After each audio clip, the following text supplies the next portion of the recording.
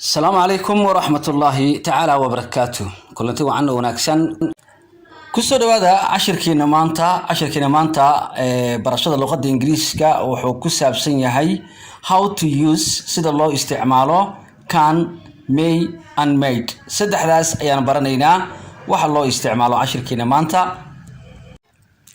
عندي بقول صلابنا عشر كنا مانتا برشاد اللغة الإنجليزية وحن برنينا استعمال كلا استعماليو إريادا كان may أن إيو made سدحداس إري أو بدنا كانوا confuse أما كجه وريرد حق اللغة دا أيان مانتا وحن كشرحينا انتي أن وقت قلنا سامحو يسيد الله استعماله هدو إله يرادو how to use سيد الله استعماله can may and made waxaan dhahnay these three words saddexdan eray can sometimes mararka qaarkood cause waxay sababi karaan quite the confusion yacni in lagu yara jahwareero ayay sababi karaan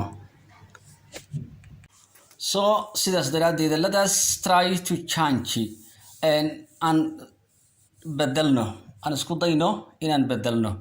Let us try to change that by getting more and some more practice in si amarkaasi aan u helno practical fara badan aan sameyno markaan isku dayno sida ay isku bedelaan ayaan galaynaa marka mid walbana waxaan ka bixin doonaa example-dooda iyo sida loo isticmaalo can and may labadan ayaan sharaxaynaa horta ereyga can macnihiisu waa awooditaan waa awood waa ability ereyga mayna sidoo kale isagana waa la micno laakiin waxay ku kala duwan yihiin isticmaalka ayay ku kala duwan yihiin aan qeexno marka ugu horeyso can waxaan dhahnay the physical or mental ability to do something waa physical ahaan ama maskax ahaan awood maskax ahaan ama ability of the physical ama awood muuqaal ahaan to do something ee wax lagu qaban karo can marka la sharaxayo the physical or mental ability to do something oo ah awood maskax ama awood muuqaal ee lagu sameyn karo shay kaaba waxa la dhahaa can tusaale for example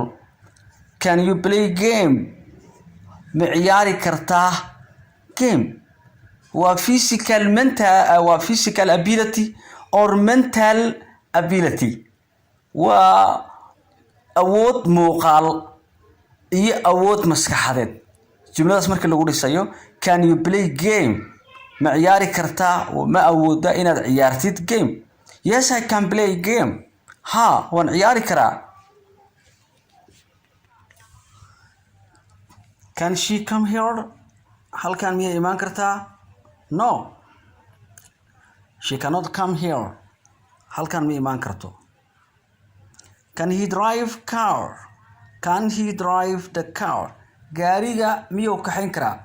No, he can't. Ma awoodo. Waa la soo gaabiyey. Can she come here? Halkan miyay iyadu imaan kartaa? No. She cannot come here. Halkan ma imaan karto. Can he drive the car? Gaarigu ma kaxayn karayaa? No, he can't.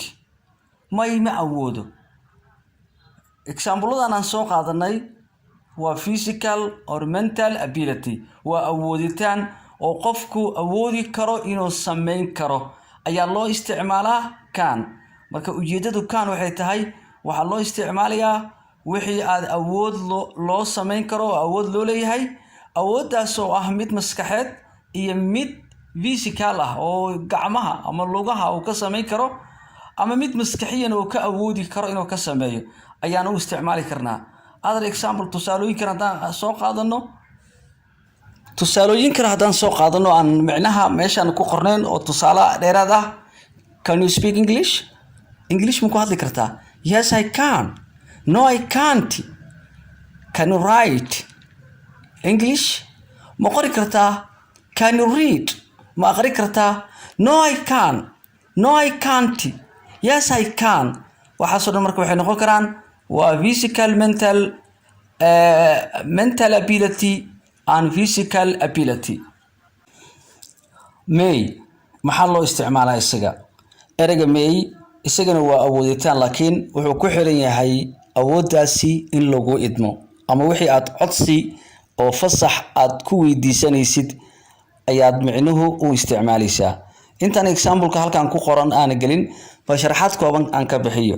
for example, qof baad ugu baahan tahay qalinkiisa in aad micnuhu wax aad ku qoratid. so ma dhihi kartid marka can I use ma isticmaali karaa hadhihin oo adi awood waaba u leedahay inaad isticmaashid laakiin waxay kaaga xiran tahay waxa loo yaqaano permission. fasax baad u baahan tahay, idin baad u baahan tahay, waxaad u isticmaalaysaa may. markaas waxaad leedahay may I use your pen? ma isticmaali karaa qalinkaada? may I use waliba waxa lagu darsadaa waxyaalaha codsiga ah please. may I please use your phone? telefonkaada ma isticmaali karaa? hadhihin can I use waayo codsiga oo fasaxa ku xiran waxa ku haboon in Englishka markii sida sax looga hadlayo inaad isticmaashid may. for example, guri inaad soo gashaa rabtaa maxaad leedahay can I enter or can I mase may baad isticmaalaysaa waayo idan baad u baahan tahay in lagu idmo marka idanka wixii quseeyo ayaa loo isticmaalaa may.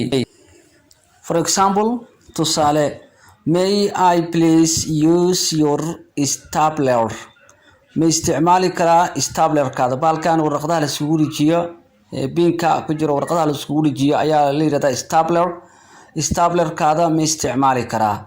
marka qofka waad ka codsanaysaa oo fasax baad u baahan tahay oo idin baad u baahan tahay iska ma isticmaali kartid. jawaabtu marka waxay noqonaysaa yes you can use it. jawaabtu laguguma soo celinayo may use, laguma oranayo. waxaa lagu leeyahay you can use baa lagu leeyahay maxaa yeelay awood waad u leedahay inaad isticmaashid. tan waa lagu fasaxay markaani oo adiga awood u lehba inaad isticmaashid wax fasaxa ma leh. laakiin wixii kaloo aad codsi iyo fasax iyo preposition aad u baahan tahay oo idim ama ruqso fasax sa u taqaanid oo lagu idmaayo waxaad u isticmaalaysaa may. for example, qof baa su'aal weydiinaysa waxaad leedahay may I ask you a question? su'aal ma ku weydiin karaa waayo qofka ikhtiyaar isaga leh ha ama may buu ku dhihi karaa. okay inaan fahanaa filay.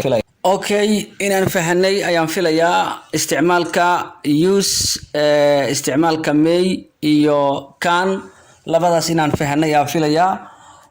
waxaa la yiri these two words labadan eray oo waxa laga wadaa may iyo can baa laga wadaa.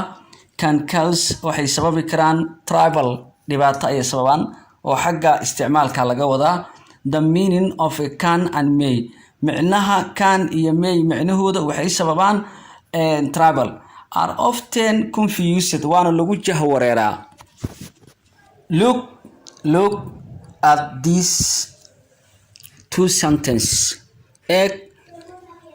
labadan jumle. can you come to me tomorrow? can you come to me tomorrow? biri ma iimaan kartaa? may you come to me tomorrow? biri ma iimaan kartaa? biri miyaad ii iimaan kartaa? labaduba tusku macno weeyaan. haddana labada marna waxaan la isticmaalay can marna waxaan la isticmaalay may. maxay ku kala xiran yihiin? mar imaashaha ayaa waxaa ku xiran fasax waa midda dambe oo may you come to me.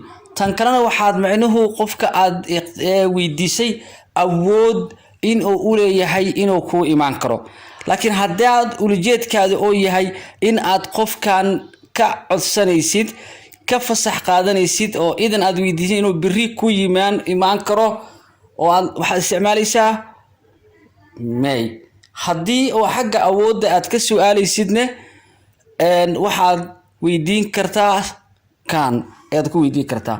marka confuse ayaa yimaado hadba waxay ku xiran tahay ujeedadaadu inay tahay mid fasax ah iyo mid awooditaan ah. waad ku mahadsan tahay daawashadaada. thank you for your watching. ha iloobin inaad subscribe saartid channelka like iyo comment aad raacisid mahadsanid.